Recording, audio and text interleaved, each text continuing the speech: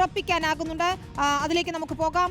Sunny Joseph, K Muraleedharan, PC Vishwanath, M Liju, ഒപ്പം ബിന്ദു കൃഷ്ണ, ചാണ്ടി ഉമ്മൻ തുടങ്ങിയ 7 മന്ത്രിമാരുടെ പേരുകൾ നമുക്ക് ഉറപ്പിക്കാനാകുന്നുണ്ട്. ഒപ്പം ഘടകകക്ഷിയിൽ നിന്നുള്ള പ്രധാനപ്പെട്ട നേതാക്കളെല്ലാം തന്നെ മന്ത്രിമാരാകുന്ന. ഒരിക്കൽ കൂടി നമുക്ക് പേരുകളിലേക്ക് പോയാൽ സണ്ണി ജോസഫ് ഉണ്ട്, കെ മുരളീധരനുണ്ട്. വട്ടിയൂർക്കാവിൽ നിന്ന് അട്ടിമറി വിജയം നേടിയെത്തിയ കെ മുരളീധരൻ പ്രധാനപ്പെട്ട കീ പോസ്റ്റിലെത്തും.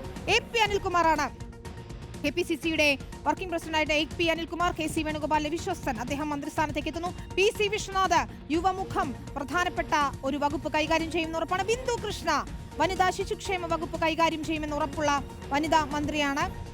M ലിജു, കന്നി ജയമാണ് M ലിജുവിന്, പക്ഷേ KPCCയുടെ സംഘടനാ ചുമതലയുള്ള ജനറൽ സെക്രട്ടറിയാണ്. ചാണ്ടി ഉമ്മൻ, യുവനിരയിൽ നിന്ന് ചാണ്ടി ഉമ്മൻ മന്ത്രിസ്ഥാനത്തേക്ക് എത്തുമെന്ന് ഉറപ്പായിരിക്കുന്നു. ലീഗിൽ നിന്നുള്ള മന്ത്രിമാരെ കൂടി നമുക്ക് നോക്കേണ്ടതുണ്ട്. ലീഗ് 5 മന്ത്രിസ്ഥാനം ഉറപ്പിക്കുന്നുണ്ട്.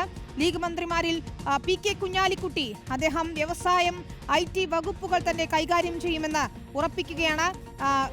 ലീഗ് മന്ത്രിമാരിൽ പ്രധാനപ്പെട്ട വകുപ്പുകൾ കൈകാര്യം ചെയ്യുന്നത്, നേരത്തെ കുഞ്ഞാലിക്കുട്ടി കൈകാര്യം ചെയ്ത വ്യവസായം IT വകുപ്പുകൾ കൈകാര്യം ചെയ്യുന്നത് അദ്ദേഹം തന്നെയായിരിക്കുമെന്ന് ഏറെക്കുറെ ഉറപ്പിക്കുന്നു. N ഷംസുദ്ദീൻ, സീനിയോറിറ്റിയിൽ PK കുഞ്ഞാലിക്കുട്ടി കഴിഞ്ഞാൽ ലീഗ് MLA-മാരിൽ ഏറ്റവും പ്രധാനപ്പെട്ടത് N ഷംസുദ്ദീനാണ്. ഇപ്പോൾ നമുക്ക് വകുപ്പ് സാധ്യത നോക്കിയാൽ VD സതീശൻ, അദ്ദേഹം പൊതുഭരണവും ധനകാര്യ വകുപ്പും കൈകാര്യം ചെയ്യും.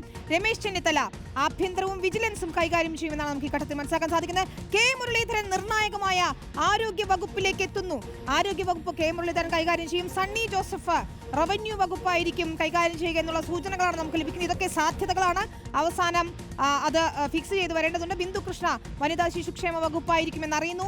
ചാണ്ടി ഉമ്മൻ കായികം, യുവജനക്ഷേമം എന്നീ വകുപ്പുകൾ കൈകാര്യം ചെയ്യുമെന്നാണ് അറിയുന്നത്. PK കുഞ്ഞാലിക്കുട്ടി, അദ്ദേഹം നേരത്തെ കൈകാര്യം ചെയ്ത വ്യവസായം IT വകുപ്പുകൾ തന്നെ കൈകാര്യം ചെയ്യും. N ഷംസുദ്ദീൻ ആയിരിക്കും വിദ്യാഭ്യാസ വകുപ്പ്, നേരത്തെ നമ്മൾ പറഞ്ഞതുപോലെ പ്രധാനപ്പെട്ട വകുപ്പ് N ഷംസുദ്ദീൻ ആയിരിക്കും. ഷിബു ബേബി ജോൺ, അദ്ദേഹം നേരത്തെയുള്ള തൊഴിൽ വകുപ്പ് RSP മാറ്റി ചോദിച്ചിട്ടുണ്ട്. ടൂറിസം വകുപ്പ് കിട്ടിയേക്കുമെന്ന് നമുക്കറിയുന്നു.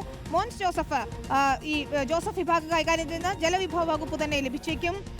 ഇനി അറിയേണ്ടത് CP ജോൺ, അദ്ദേഹം CMP തുറമുഖം വകുപ്പ് ഉൾപ്പെടെ ചോദിച്ചിട്ടുണ്ട്, പക്ഷേ സഹകരണ വകുപ്പ് നൽകിയേക്കും എന്നുള്ള സൂചനകളാണ് നമുക്ക് ഈ ഘട്ടത്തിൽ കിട്ടുന്നത്. റോഷിപാൽ, അതാണ് ഘടകകക്ഷികളുമായി ഈ പറഞ്ഞതുപോലെ മന്ത്രിസ്ഥാനം, ഒപ്പം വകുപ്പുകൾ, ടേം ഉൾപ്പെടെയുള്ള കാര്യങ്ങളിലൊക്കെ തന്നെയും ചർച്ചകൾ നടക്കുകയാണ്. RSPക്ക് ഇത്തവണ പ്രധാനപ്പെട്ട വകുപ്പ് നൽകും എന്നാണ് നമുക്ക് ഈ ഘട്ടത്തിൽ മനസ്സിലാക്കാൻ സാധിക്കുന്നത്. ഷിബു ബേബി ജോണിന് ടൂറിസം ഉൾപ്പെടെ അങ്ങനെ പ്രധാനപ്പെട്ട വകുപ്പുകൾ ഏതേക്കും നൽകിയേക്കും എന്നറിയുന്നു. VD സതീശിന്റെ വിശ്വസ്തനായ CP ജോണിന് അദ്ദേഹത്തിന് ഏറെ പരിചയ സമ്പത്തുള്ള സഹകരണ മേഖല പോലെയുള്ള വകുപ്പുകൾ നൽകിയേക്കുമെന്നാണ് അറിയുന്നത്.